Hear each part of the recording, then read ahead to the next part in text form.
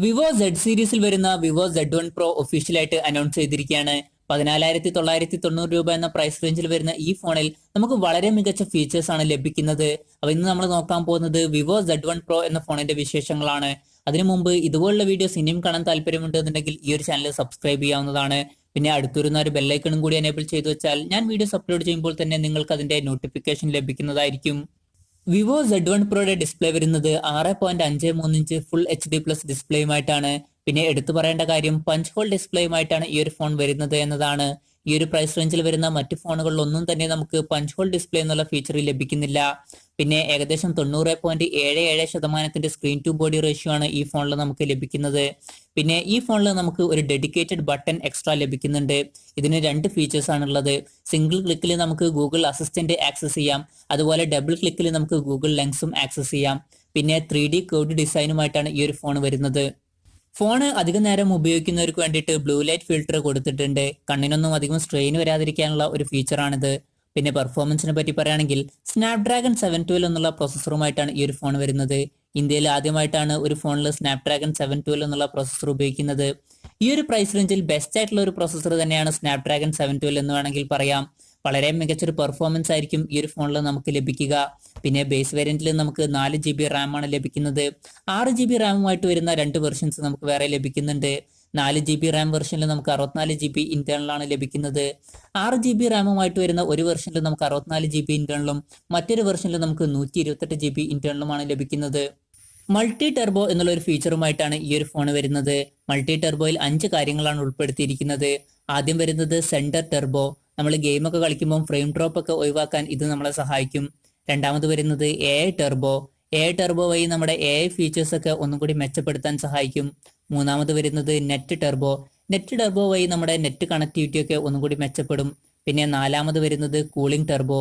ഇതുവഴി നമ്മൾ ഗെയിമൊക്കെ കളിക്കുമ്പോൾ ഫോൺ അധികം ഹീറ്റ് ആവില്ല. അഞ്ചാമത് വരുന്നത് ഗെയിം ടെർബോ.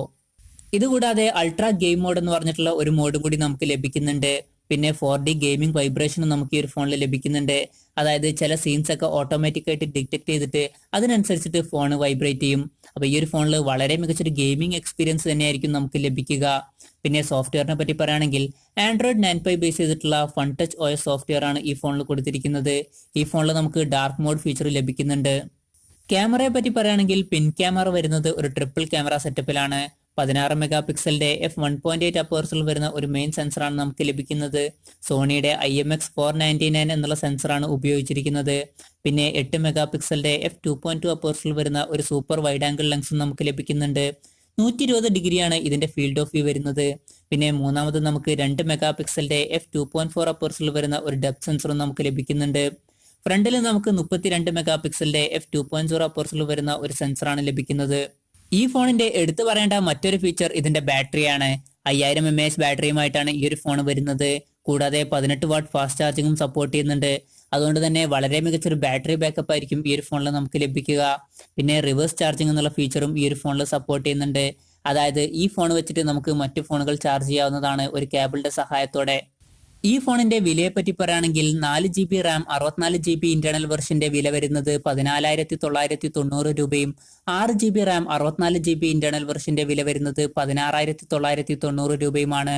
പിന്നെ 6 GB റാം 128 GB ഇന്റേണൽ വെർഷന്റെ വില വരുന്നത് 17,990 രൂപയുമാണ്. ജൂലൈ 11 മുതൽ ഫ്ലിപ്കാർട്ട് വഴിയാണ് ഈ ഫോണിന്റെ സെയിൽ സ്റ്റാർട്ട് ചെയ്യുന്നത്. ഈ ഒരു പ്രൈസ് റേഞ്ചിൽ വരുന്നതിൽ ബെസ്റ്റ് ഫോൺ എന്ന് വേണമെങ്കിൽ ഈ ഒരു ഫോണിനെ നമുക്ക് വിശേഷിപ്പിക്കാവുന്നതാണ്. വളരെ നല്ലൊരു പെർഫോമൻസ് ആയിരിക്കും ഈ ഒരു ഫോണിൽ നമുക്ക് ലഭിക്കുക. പിന്നെ നിങ്ങൾ ഗെയിമിങ്ങിലൊക്കെ ഇൻട്രസ്റ്റഡ് ആണെന്നുണ്ടെങ്കിൽ വളരെ നല്ലൊരു ഗെയിമിംഗ് എക്സ്പീരിയൻസ് ഈ ഒരു ഫോൺ നൽകുന്നതായിരിക്കും. പിന്നെ 5000 mAh ബാറ്ററിയാണ് ഈ ഫോണിൽ നമുക്ക് ലഭിക്കുന്നത്. പിന്നിൽ ഒരു ട്രിപ്പിൾ ക്യാമറയും ഫ്രണ്ടിൽ നമുക്കൊരു 32 മെഗാ പിക്സൽ സെൽഫി ക്യാമറയും ലഭിക്കുന്നുണ്ട്. കൂടാതെ ഡിസ്പ്ലേയിൽ നമുക്ക് പഞ്ച് ഹോൾ ഡിസ്പ്ലേ ആണ് ലഭിക്കുന്നത്. അപ്പോൾ ഈ ഫോണിനെ പറ്റിയിട്ട് ഓവറോൾ നോക്കുകയാണെങ്കിൽ എല്ലാ ഡിപ്പാർട്ട്മെന്റിലും വളരെ നല്ല ഫീച്ചേഴ്സുമായിട്ടാണ് ഈ ഒരു ഫോൺ വരുന്നത്.